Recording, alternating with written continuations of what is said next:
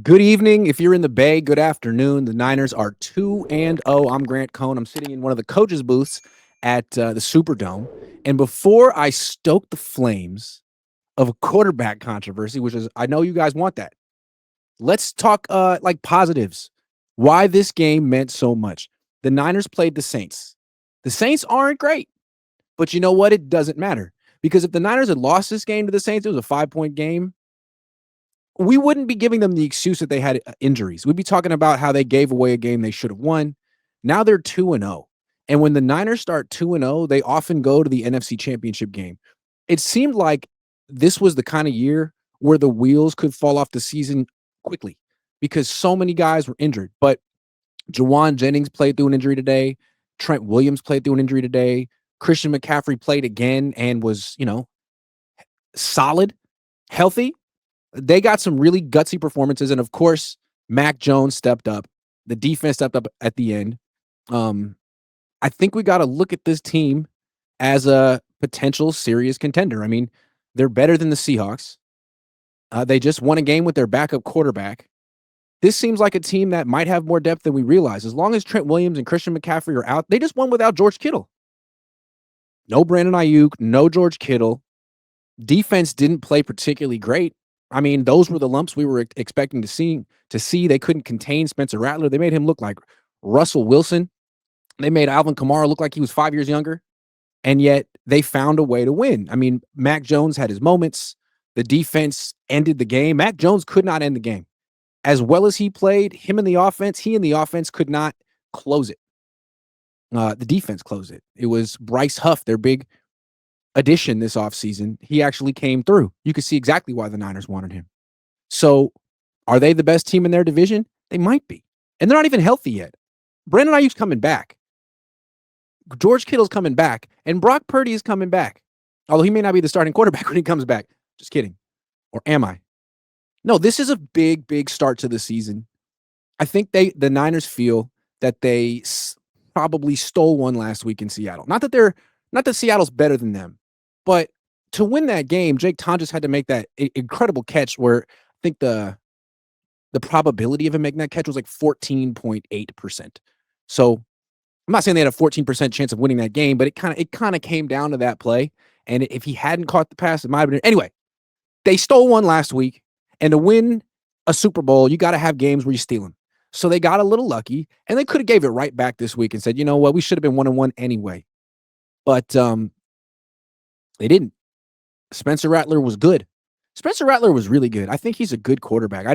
He's never won a game in the NFL, but he's going to. He's very quick. He's a lot like Brock Purdy. He's very quick. He's just not on a good team. And he kind of struggled early, but so did Mac Jones. So now the Niners have a game next week against the Arizona Cardinals. Home opener.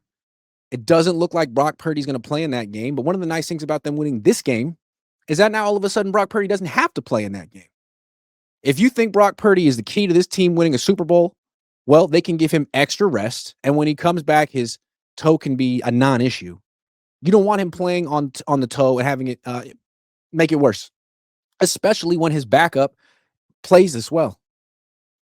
So, yes, you could nitpick this win if you wanted to and say, it'd be nice if the offense could have closed it out. It'd be nice if they could have won by more than 5.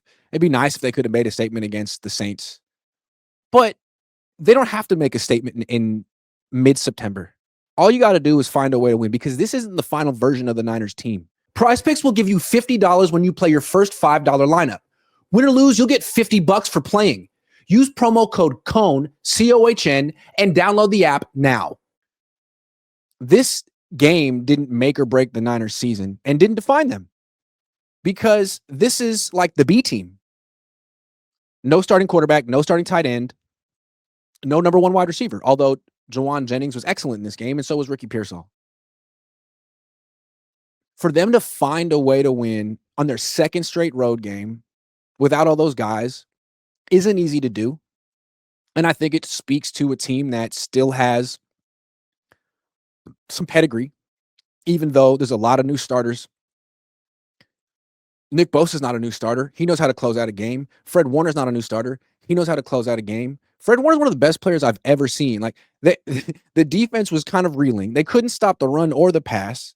He's like, I got to make a play. So he strips the ball away from Alvin Kamara and recovers it. Who does that? Who does stuff like that? One of the best players I've ever seen play, and he's still in his prime. The kicker, Eddie De Niro Pinero missed the extra point, which is something he's want to do. He's done it 11 times in his career. Then it was absolutely perfect the rest of the game. So now it seems like you don't necessarily need to worry about kickers anymore unless on extra points. The Niners can always go for 2. I mean, there were so many positives from this game. Christian's still healthy. Jawan's getting out of his rust. Now, Kyle Juszczyk did go down, but it seemed like the offense was actually better without a fullback. Can I say that? And I don't even have an agenda on this one. Of course I do. But I mean, I think I'm right though. I think the offense was better without him. There's some issues on defense. We're going to have to talk about that. But I don't want to just gloss over the fact that the Niners won a game. They're 2-0. That is the major takeaway. Yes, I'm going to start a quarterback controversy. Yes, it's irresponsible. Yes, I can't help myself. But what really matters is that they're 2-0. And Mac won this game. Brock would have won this game. Adrian Martinez would not have.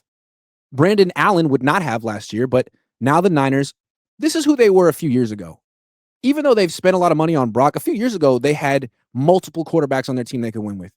Whether it was Jimmy, whether it was Darnold, whether it was even Trey. I mean, Trey won starts on this team. Starts.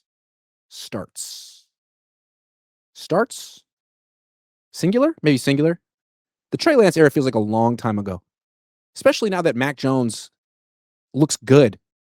It feels like we were like living in one of those Donnie Darko parallel universes, but now everything's been set straight and Mac Jones is where he needs to be. Hugo de Jesus says, give it up on the F&D. Give it up to the F&D, Fred Bosa Winters. You goat. Outdoor King says, what's up? Appreciate you. What's up? Appreciate you too, Outdoor King.